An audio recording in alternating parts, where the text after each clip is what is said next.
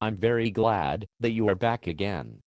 I'm going to continue my call, and it is my concern to focus on something that in all its ridiculous facets and aspects, appears to be a serious and one of the worst mind diseases of you as human beings.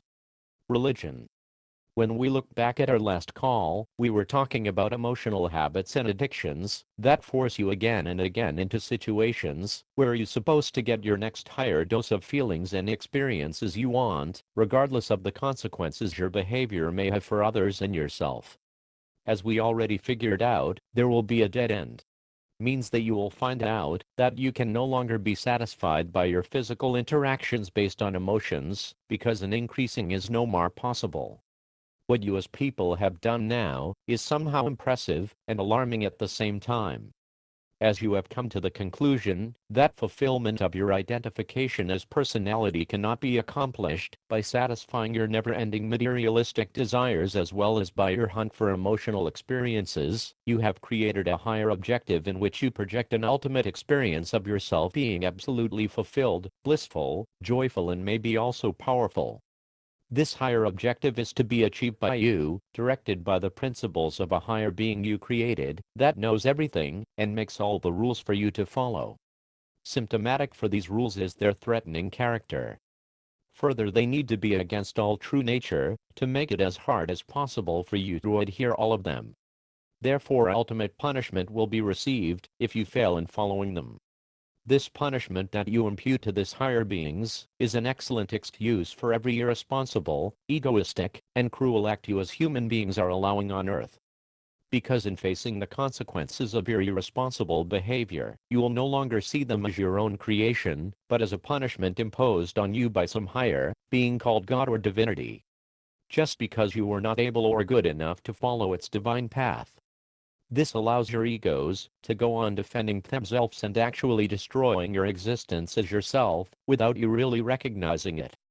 All that is only a mind game and none of it exists, but the horrible consequences in your everyday reality, which you are observing like helpless infants, crying for salvation from some kind of savior.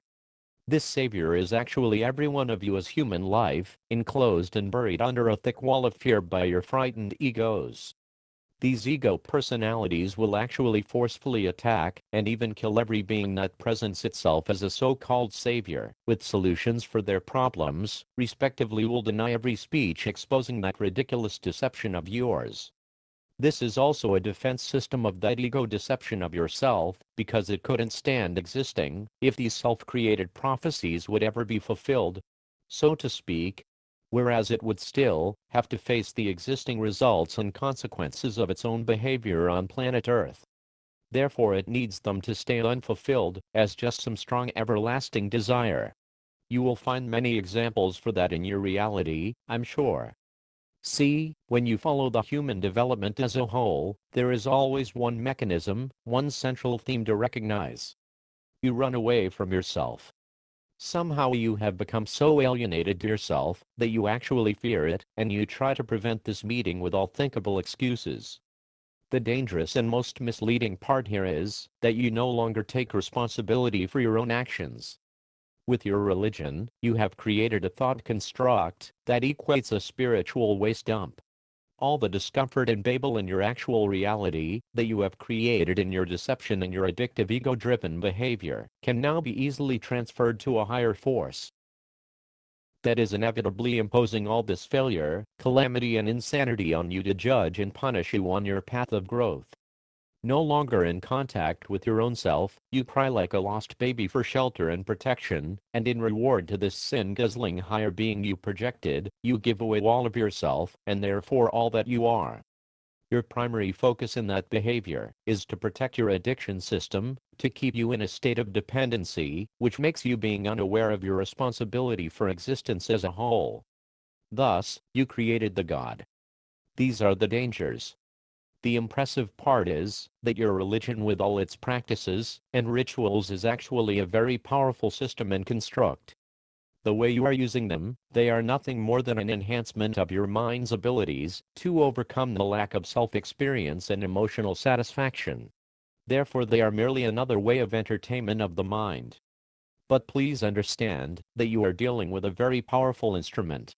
Its power is represented in its abusive character everywhere in the world and in history of you as human beings. But these symbolic rituals and spiritual practices are not deceptive or bad in their very nature.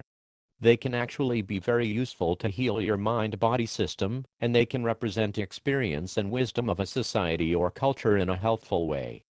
But their intention and direction must always be honest, and in a conscious manner direct the being back to its original self, so that it can be and exist in all its activities and behavior as one again. That is merely the opposite of what you have done and used your mind power for, namely to manipulate, excuse, justify and disguise your egoistic, selfish, and deceptive existence as separated personalities. To be continued.